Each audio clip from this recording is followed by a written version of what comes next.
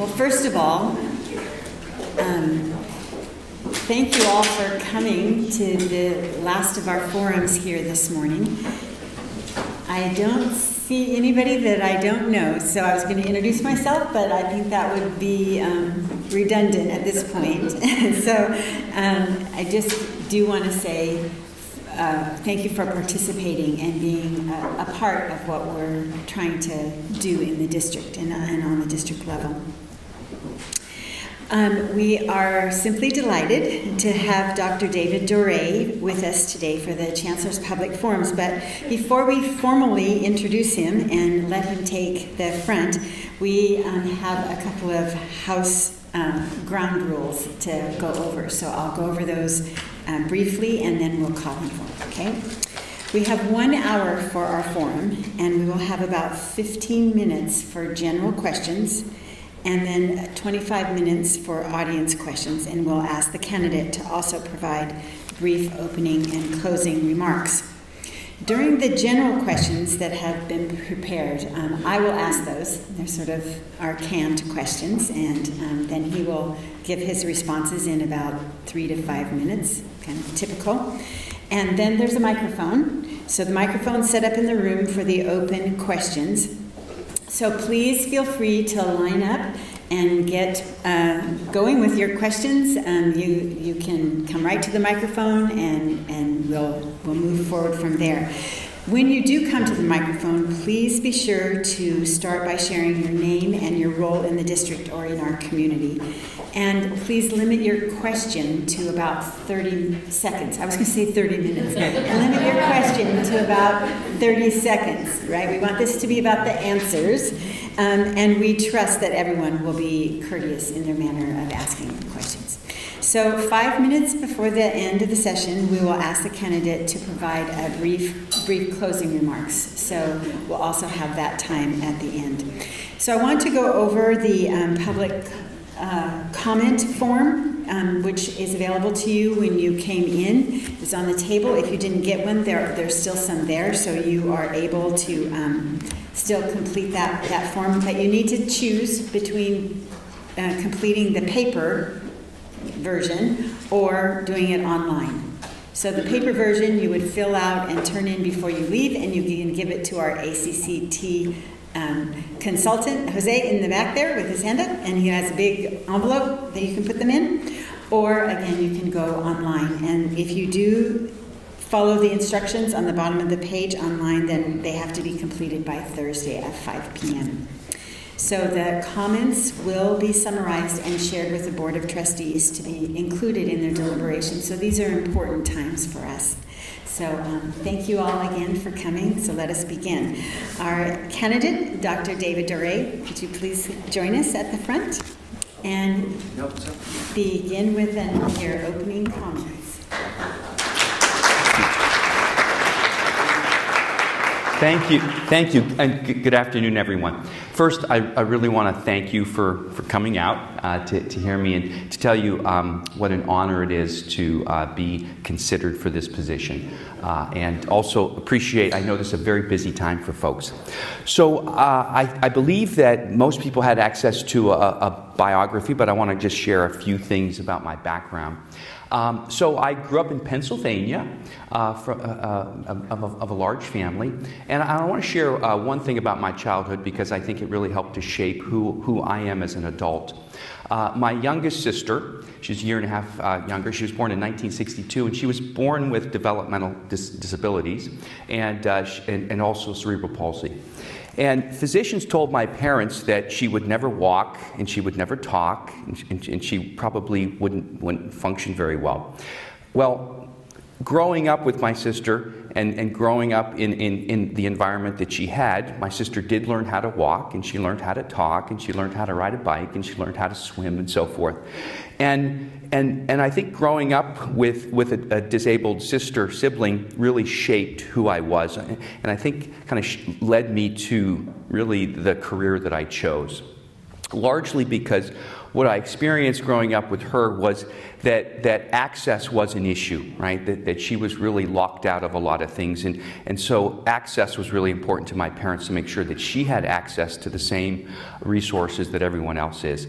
And then inclusivity was an issue as well, because she was excluded from so many things. And I remember my parents would always say that if she was not invited somewhere, then we would not go.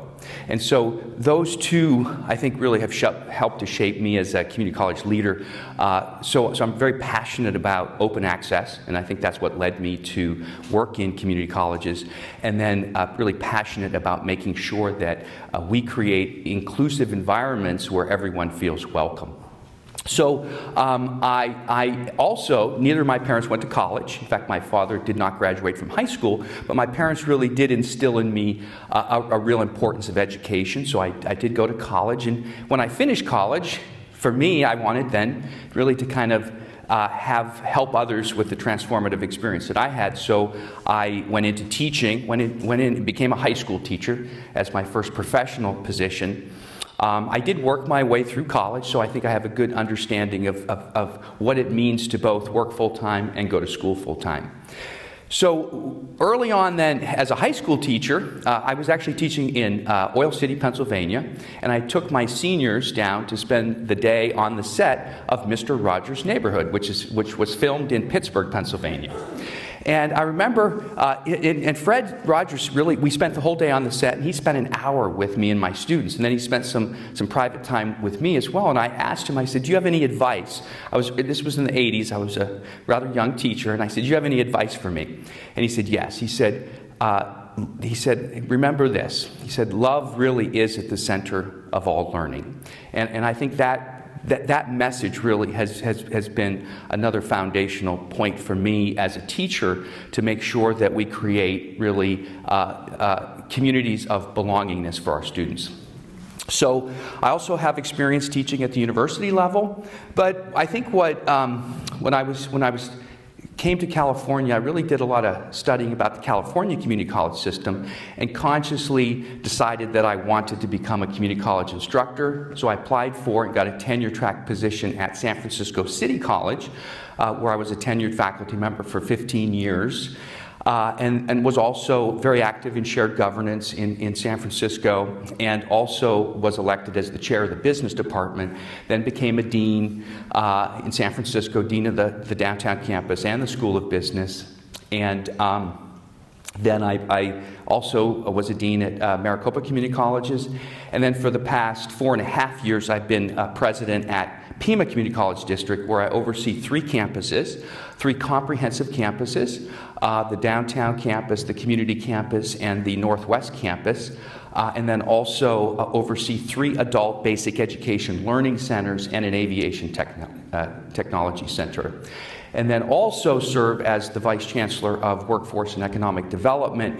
And in that role, I'm responsible for multi-sector strategic partnerships throughout Pima County and Arizona in terms of workforce alignment, and then K-12 and university alignment as well. So that's a little bit about my background. I hope I didn't go over my 5 minutes. That's just great. And then we'll start now with the questions that are prepared. Okay, the first one is,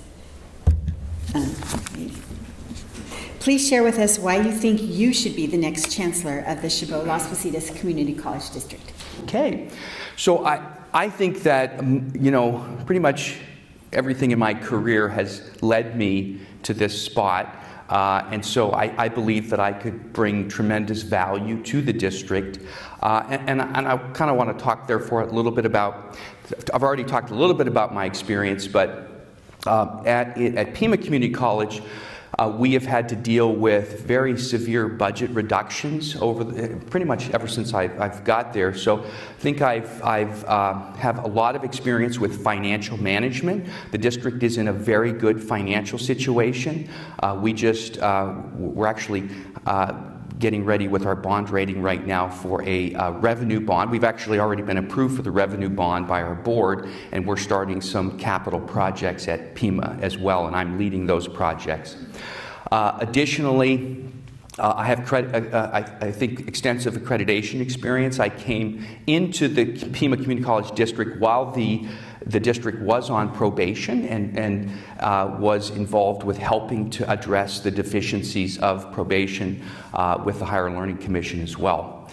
But I think as a leader, I think what I could bring to the district is first of all, a passion for student success. I think that the three most important things that your chancellor should really be doing is to lead the vision for access, equity, and student success, and then to ensure that resources are aligned towards access, equity, and student success. And then the third thing I think that your chancellor should do is to build a culture of trust. And I think that's something that I have really tried to do, and I think I've done that successful at all of the organizations that I've been in. And I think there's a few things that are really critical to building a culture of trust.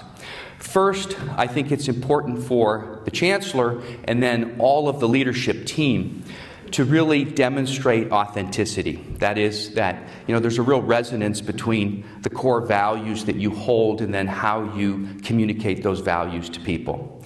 Secondly, I think that it's important for leadership to demonstrate high levels of competency and be very believable from a competency standpoint. And whenever you're trying to engage in organizational change, I think it's important to really demonstrate to the community why those changes are important and to bring people along so that people can buy into those changes. But I think the third and probably the most important thing, and this is what I see most lacking in leadership today, is to have a sense of empathy. And empathy for all of not just students, but probably that's the most important group to have empathy towards, is to empathy towards our student, to really look at everything from the lens of the student experience and how we can improve that student experience. But also empathy for faculty, staff, and all of the employees. Because I believe that when people feel that, and really you demonstrate that you care about people, then people are more likely to trust you. But to care about people, you have to understand people, and so what's important to me as a leader is really to spend time getting to know what various perspectives are. And that's, I think, where decision-making comes in, is that you really have to have people weigh into decisions, because everyone in this room has a very valuable perspective, right? Your perspective is in many ways just as good as my perspective, and therefore we really ought to be weighing in on that perspective. So I think I could bring to the district some real, try to build a sense of trust and then bring a lot of experience and competency to the position as well. Thank you. Thank you. Please give one specific example of how your management style has helped to move an initiative forward.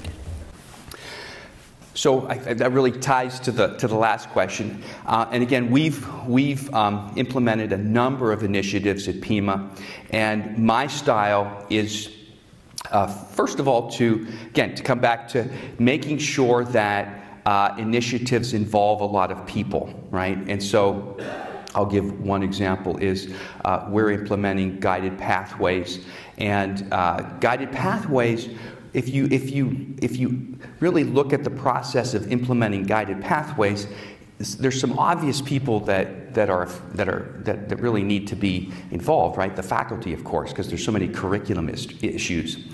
But students play an absolutely critical role as well in the implementation of pathways. What we found is that IT, right, the technology piece is critical, because scheduling and then moving towards block scheduling and moving towards a more seamless scheduling system. So I think that really my style is to involve people at levels. And then also, I think as a leader, you will find that at least I think the faculty and staff will find that I'm incredibly approachable. And not only am I approachable, but I usually go out and approach you. And so I think that that's an important component to lead as well, is to be down to earth and to be approachable and to make people feel safe. You know, I not only encourage feedback, I ask for feedback. And usually if people don't give me any critical feedback, then I say, well, do you have any critical feedback, right? Because I want to grow and learn. So I think my style helps to disarm people, and I try to be very kind in my approach.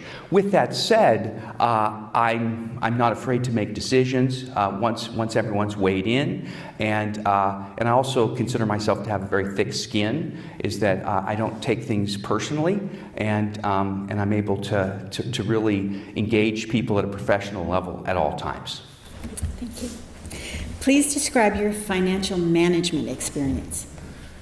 So, as I mentioned, I've certainly been involved in the budgeting process at various levels of my career, and I think I come grounded with a solid educational background as well. I completed a Master of Business Administration degree from Georgetown University back in 1992, and then I actually taught business is what I taught for my whole career. I taught at St. Joseph's University in Philadelphia, taught both in the MBA program and the undergraduate program there, and then I taught in the community college system, of course, for many years.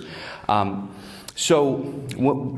first real involvement at the community college level with budgeting was when I was chair of the business department in San Francisco. It was one of the largest departments, and I was responsible for the department budget. And then when I became a dean, I was responsible for the budget of the School of Business and the downtown campus. I have a lot of experience managing grants from a financial standpoint. When I was at the Maricopa Community College District, I was the lead on a successful award of a TACT grant for Mesa Community College, and I was responsible for managing the budget of that grant. And then at Pima, we have a budget of about, our general fund budget is about $200 million per year, and we have been having to cut that budget by about $5 million per year, and I've been responsible for large chunks of that process as well.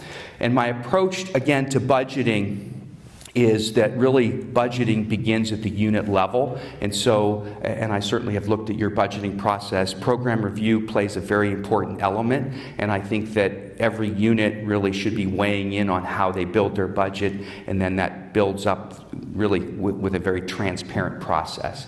And we have tried to be transparent specifically about budget cuts as well. Okay, thank you. Tell us about a time that you failed and how did you rebound? Let's see, I think we've done a very extensive reorganization of the district at Pima Community College, and when I was hired in July of 2014. We actually had 6 campus presidents, and each of the campuses had a full, kind of really a college model. So it had 2 vice president of instruction, vice president of student affairs, finance, and so forth. And so we've streamlined. Now I oversee 3 campuses, so there's only 2 presidents in the district now. But when we were doing the reorganization, and then we moved to campus-based deans to district-wide deans. What we did is we tried this process of, we combined some deans, they were both deans of instruction and deans of student affairs. So at our smaller campuses, you had a dual role, and it didn't work, right? And so we've since gone back to deans of academic divisions and deans of student affairs. And I was a little skeptical, but you know, the team really wanted to try that, to really more to infuse a student affairs mindset into instruction and vice versa. And but my concern was, well, you know, you have instructional experts and you have student affairs experts. So we have since moved that back. So I think what that I really want to illustrate is that my approach is I like to be open to people trying things. I like to be open. This was very innovative, and people said, well, let's try this. This will be innovative. But it didn't work, and that's okay. And so that's really my approach is I like to reward innovation, and I also let people know that if things don't work, you're not going to, don't worry, you're not going to lose your job. We need to try things. And so I like to create an environment where we can innovate. Thank you. We will now move to the audience questions. Okay, so I will turn the floor over to you, and you can make your way to the open. Well, you can wander as you want, but the audience can make their way to the mic. That's right. So, my name's Frances, and I'm the program coordinator for community education here on the campus at Las Positas. And I'm just wondering what your ideas surrounding contract and fee-based education on a campus. Okay, great. So I first actually got involved myself in contract education as a faculty member at San Francisco City College. I worked quite extensively with the Office of Contract Education. Because of my background in management, we did a lot of leadership and management training. So I worked as a faculty member delivering contract and customized courses for actually many years. And then as Dean of the School of Business in the downtown campus, the Associate Dean of Contract Education was in my area of responsibility, so I worked quite extensively there. And then at Pima, I'm over the workforce division, which is all of our contract education. And my vision is that colleges really need to be very aggressive in terms of our outreach to business and industry, and I'll give you a couple of examples where I think we've done really well. And we actually just got word last week that we were re-awarded. So we have a very large contract with the U.S. Air Force at Pima. We actually do all of the paramedic training for the entire United States Air Force. And so what happens is they get deployed to Davis-Monthan Air Force Base, and they live there, and then they come. We were the first, and this was a challenge to implement this when we first got the contract. So we just finished 5 years, and we just awarded another 5-year contract. But what we had to do is we had to create an accelerated paramedic program in 4 months. So they're essentially doing what many people do in 18 months in 4 months. So it's incredible what these airmen do. And by the way, the Air Force uses the word airmen, which kind of drives me crazy because it's airmen and women, but in any case. So what we had to do is we had to, so we had to do a lot of curriculum issues in terms of really making that successful for the Air Force. But we have one of the highest pass rates in that program.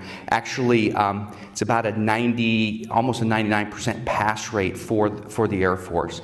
And I attend those graduations as well, which are, so I'm a big advocate of contract education. I think it's an important way to generate revenue. I'll give one other example.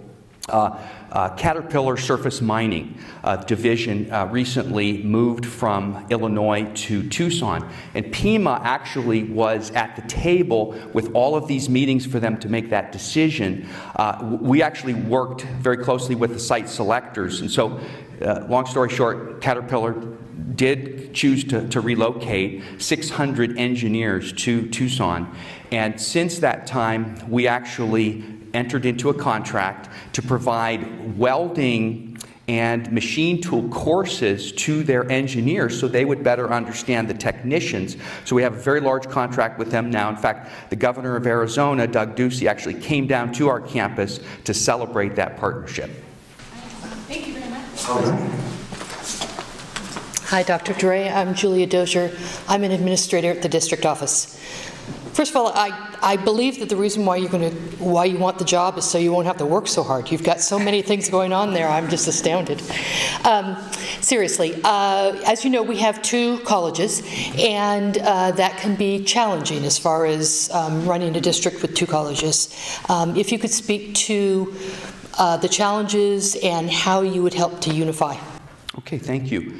And I actually am in a somewhat of a similar situation now. When I was hired at Pima, my first year, I was the president of the Northwest campus, and I must say I loved it because as the president of a single campus, in that year I was able to meet with every single faculty member one-on-one and had wonderful conversations. I really got to know everyone on the campus. And then the next year, another campus was added to my responsibilities, and then the next year another. And so now I have to be much more strategic about how I'm present. And so I really don't spend a whole lot of time in an office. And now when I'm at the campuses, I really try to be as accessible as possible. So having forums and town halls, and then open office hours at the campuses. So that's pretty much my approach. Now, what we've done at Pima is we've really tried to have more of a single district mindset and really try to bring people together, because our campuses, when I came, were actually very competitive with one another. And so, you know, my approach is that when you have two colleges, obviously those colleges really are all working together. At the same time, and I really understand this, campuses have very unique cultures, and so that's something that we've really had to deal with at Pima, is both honoring the very distinctive culture at each of the campuses, but really trying to bring the campuses together into kind of a single vision for our students. And I think we've done a good job of really bringing a better vision together, and therefore serving our students better as well. Good afternoon. My name is Angie Lopez. I'm an administrator here at Las Positas College, and I also oversee the Child Development Center. And I was wondering if you could please share your experience working with the Child Development Lab program, and if you believe that the college should financially support a program such as that. So when you say the Child Development Lab, then you're actually running a child care center on campus. Is that correct? That is correct. Yes, okay. So at Pima, we do not, we have an early childhood development program, and our students go out into the community and work. And let me back up. When I was in San Francisco, we had a child development program there as well, and we had a child development center there.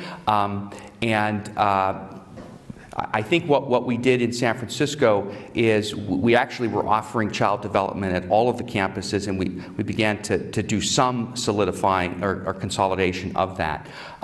First of all, I'm a big advocate of child development programs. I think those are absolutely essential, and I think when you say what's my position, I think if a college has a child development lab, that's a good thing. I think that's a good thing. It's particularly if we have students that are accessing that. I think that would be the biggest focus for me is our faculty, staff, and students the ones who are accessing that child development lab. And I think this ties very nicely into the Chancellor's Office vision for success, because obviously child care is an important component to students being able to complete, and if the college can provide that service, again, particularly to our students, then I think that's a really good thing, and I think it should be tied to student completion when we're thinking in terms of budgeting. Thank you. Good afternoon, Dr. Dore. I'm Don Carlson, and I am one of the academic services deans here at the college. And my question is, tell us about your involvement with the LGBT community, particularly in education. Okay, thank you. I happen to be a member of the LGBT community. I'm married to my spouse, Chauncey Roach, who actually he's a nurse, full-time. He's a nurse administrator now at the Southern Arizona Veterans Hospital. He's the chief of medical surgical nursing.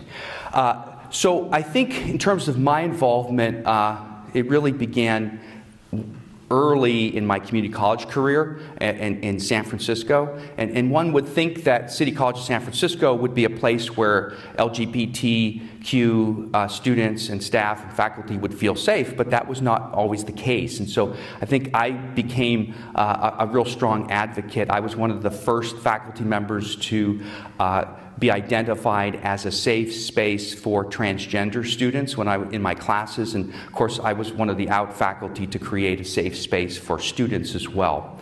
And so I'm trying to think, I think in terms of LGBTQ issues, I think it's important to really celebrate and to really have a lot of events that really make sure that our students feel safe on the campus. When I went to Mesa, I became even more involved, because when I came to Mesa, Arizona, I probably had to explain about 500 times, I have a wedding ring, but I'm not married to a woman, I'm married to a man. And so I think it was important really to sensitize people to a lot of the implicit bias that people have, and then these microaggressions that people have. And so if I, as an administrator, was feeling a little awkward, imagine how our students feel, right? And so at Mesa, I really championed the importance of making sure that our students feel safe. And then, of course, at Pima, I've really championed, I think I may be one of the only out administrators in the district, so it's really important for me to be out to the students, and all of my offices at the campuses have a safe space as you walk into the office, that all students are safe here. So I really am a champion of LGBTQ rights, but more importantly, that sensitizes me to be a champion to all students, right?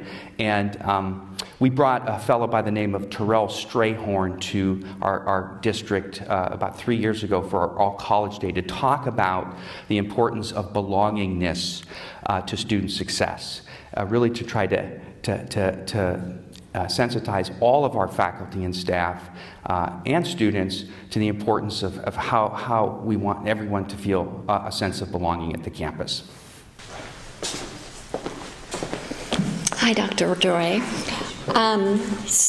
My name's Tina Zarrella, and I'm librarian, a library coordinator, vice president Academic Senate, and at-large member for Faculty Association. And so you have a lot of hats. I do. I agree completely.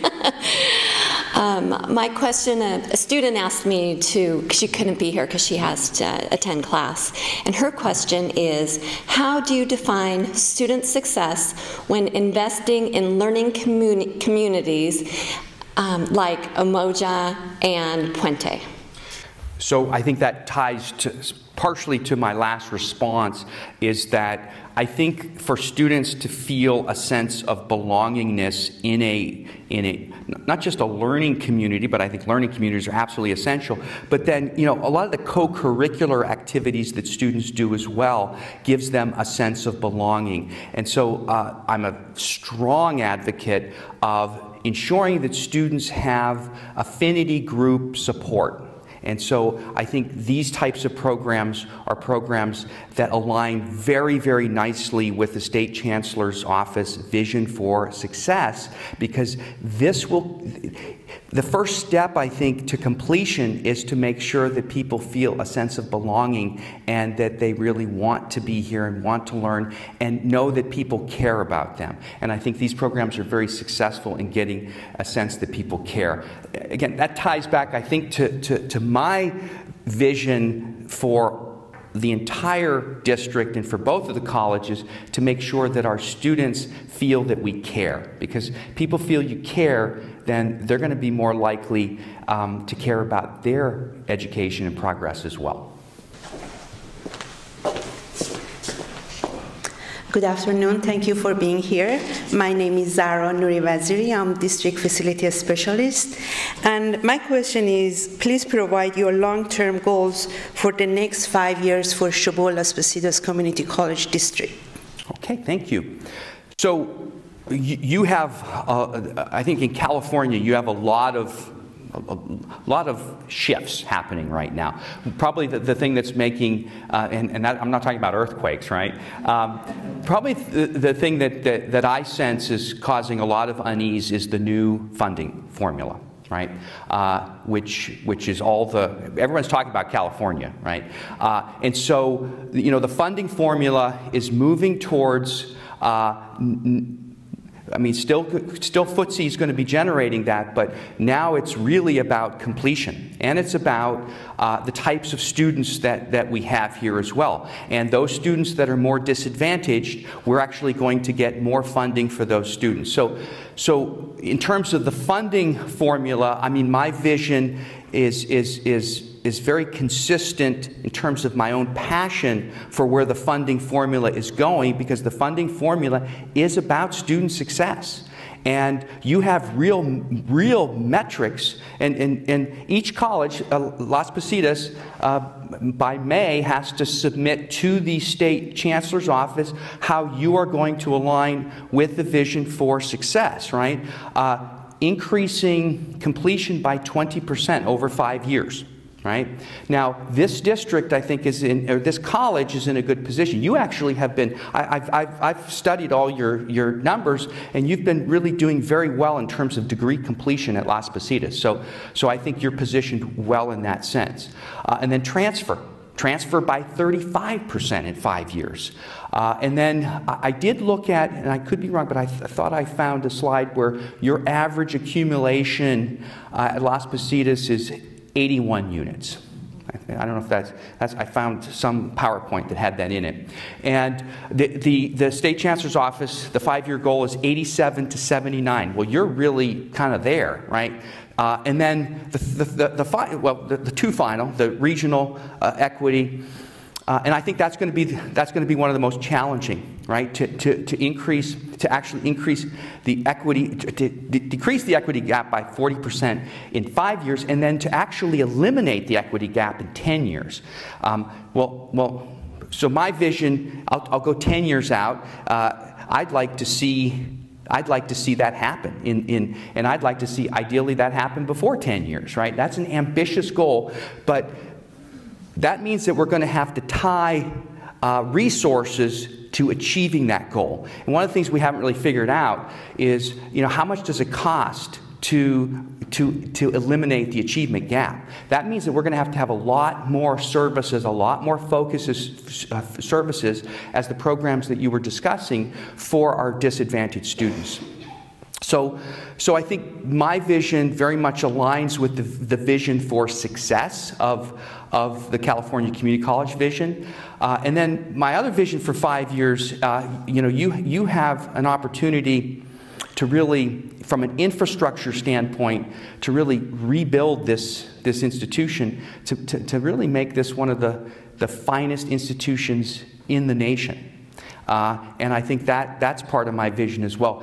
In your vision statement, in your educational master plan, you want to be the premier college in California. Well, I would say, you know, let's make that a little more aspiration and become the premier community college in the nation, right? So my vision is that we could get there, and we could get there collectively and build some trust as we're getting there in the process. Thank you. Good afternoon, Dr. Dore. My name is Kenneth Cooper, Las Positas College Foundation Executive Director. As you probably know, each campus has their own fundraising activities through foundations, and the district also has its own activities as well. Can you share with us either your experience or your thoughts about how you would create synergy with the different fundraising needs of the district as a whole, but how would you create synergy where you've got a foundation here, a foundation there, a foundation there? So one way I'd create synergy, and I'm assuming this happens, but that the three foundations meet on a regular basis. So that would be one way to create synergy, to make sure that you're all actually aligned and working together. And I'll repeat this concept of moving away from competition and moving towards collaboration together. And I think that each of the colleges, and I think you can collaborate, and yet each foundation can have its own niche. And I'll share with you what we're doing. So at PIMA, we, as part of our educational master plan, we're launching centers of excellence, and most of our foundation work now is around these centers of excellence, and people are getting very excited about the centers. And the interesting thing about the centers is that they're at different campuses.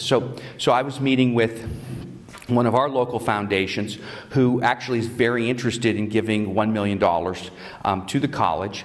And the last time they had given to our nursing program.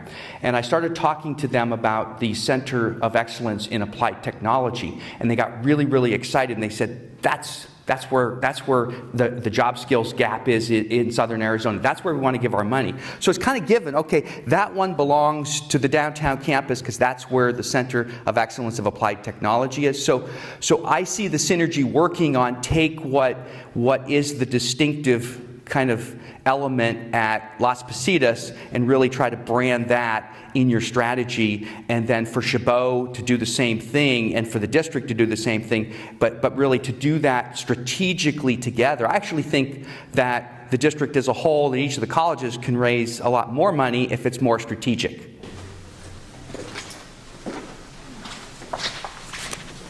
Hi. My name is Emily Fortune. I'm the editor-in-chief of The Express, the student newspaper here at Las Positas. I don't know if it has been the same for you at the colleges you worked at, but getting student participation and student voice and getting student perspective on issues and questions here can be a little bit like pulling teeth sometimes, and that it's very difficult to get students to respond. So with that in mind, how do you plan to keep student leadership involved in the conversation when you're addressing student needs at your level? Great, thank you. Fortunately, student leadership is probably the easiest group to get involved. It's everybody else that's really hard. So, and I think that's my strategy, is to work very closely with student leadership. You know, one of the things that I think that on a personal note that is probably the less interesting aspect of the job of a chancellor as opposed to a president is that I love being a president because I love being on campus and I love being with the students. You know, when I became dean of the downtown campus, each of the campuses in San Francisco had its own student government, you know, its officers and so forth, is that I met with them every week and went to their meetings and so forth, and that's probably the best part of the job, right? The best part of the job is actually working with students. And that's what I do at PIMA, and I think here, what I do at PIMA is I have, again, student forums. I usually have the student forums in student life or in another venue like this. A lot of those are just, you know, question and answer. But I think that's the challenge, is getting students to actually come to the student forum. So what I work with the student leadership, and particularly the clubs, is say, well, if you have a lot of people coming to this meeting, I'll come, right? So one of the things is that I just recently did that with the diversity club at the downtown campus. I said, hey, can I come to your meeting? Because we're actually thinking of giving you a better space in student life, and this is a really active club, so I wanted to take them over there and show them and see if that was something that they'd want. So I think my approach is to go out to students and to work with student leadership in order to get students, and then to work with student government and student life as well. The other venue to get a lot of students, of course, is faculty, right? Faculty can get a lot of students because they can tell their class, hey, why don't you go to this? So I work very closely with faculty as well in terms of getting students involved. And I think faculty have they have tremendous influence over students as well. Thank you. Yes. Hi, I'm Acharya Lacan. I'm the photo editor for The Express. And my question is also about student involvement. So what I've noticed is that students at community colleges especially don't really seem to care that much about the changes in leadership at the district level. And I was wondering if you think that the students should care, and why or why not. Well, of course I think they should care.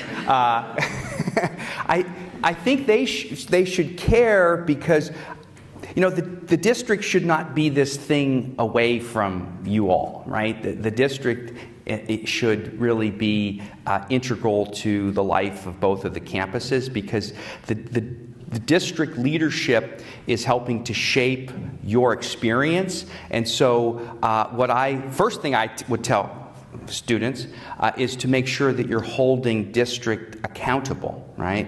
Don't just hold the president accountable, but make sure you're holding the district accountable. And when issues are coming, because the whole role of a district is to support the work of the college. That's the whole purpose. You know, when I first came to Pima, we actually have been working really hard to change that culture, because when I came to Pima, because I come from everything from a campus perspective, because I'm at a campus, you know, I'm at the campuses. But when I first came to Pima, I thought, some people think the role of the district is to say no, right? But really, we've tried to really shape that, and I think the district has embraced that their primary role is to support your work, and therefore you really should not only be interested in that leadership, but then hold that leadership accountable.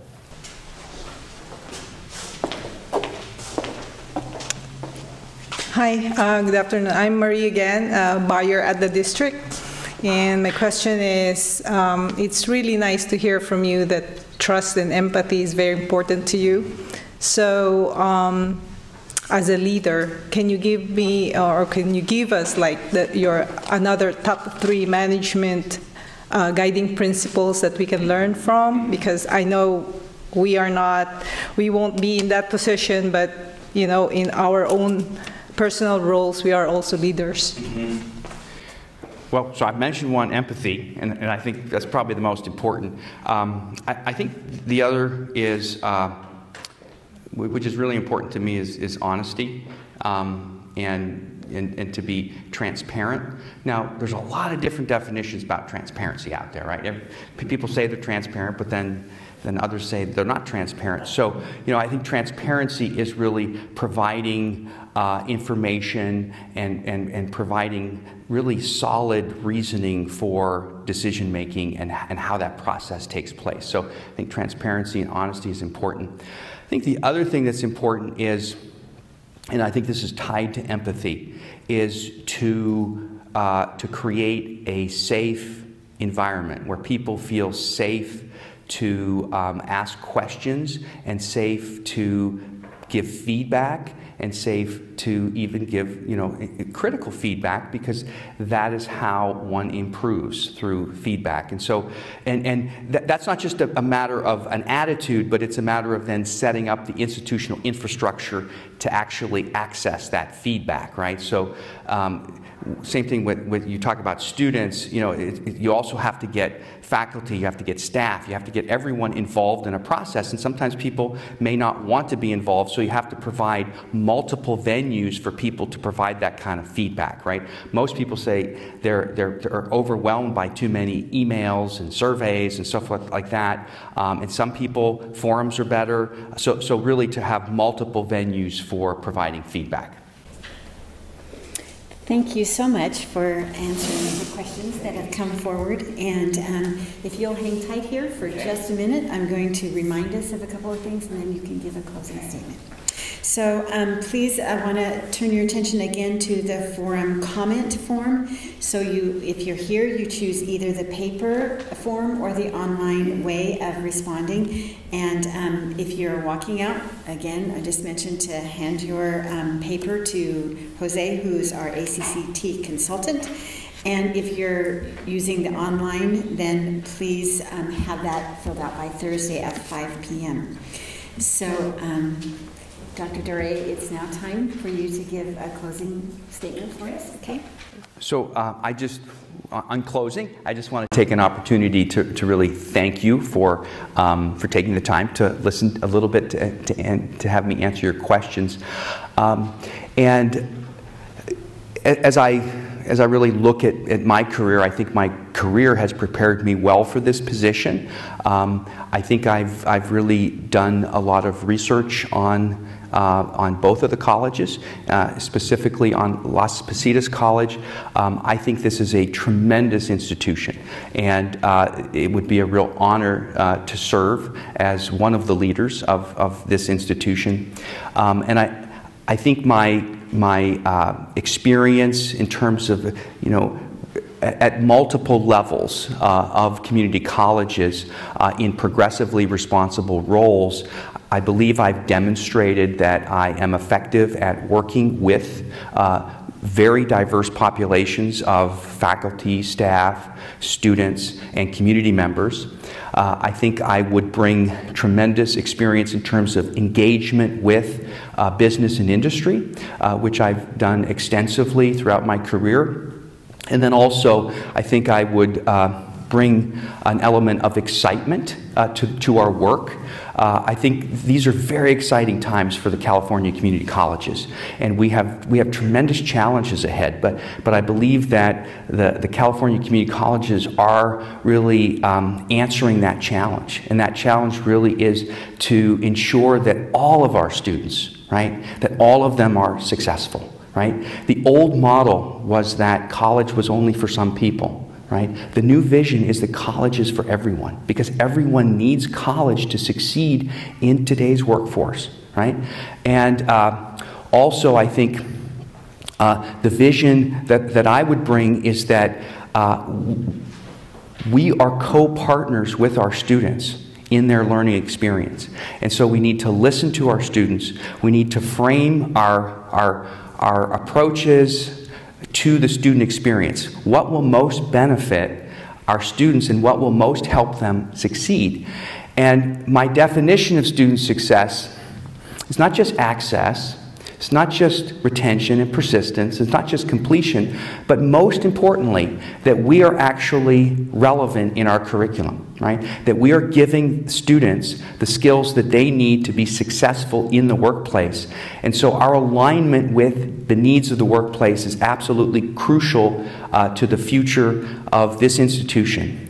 And I think this institution is positioned extremely well to meet that challenge. And it would be, again, a great honor to serve as the Chancellor. And I think that's about all I have to say. Thank you.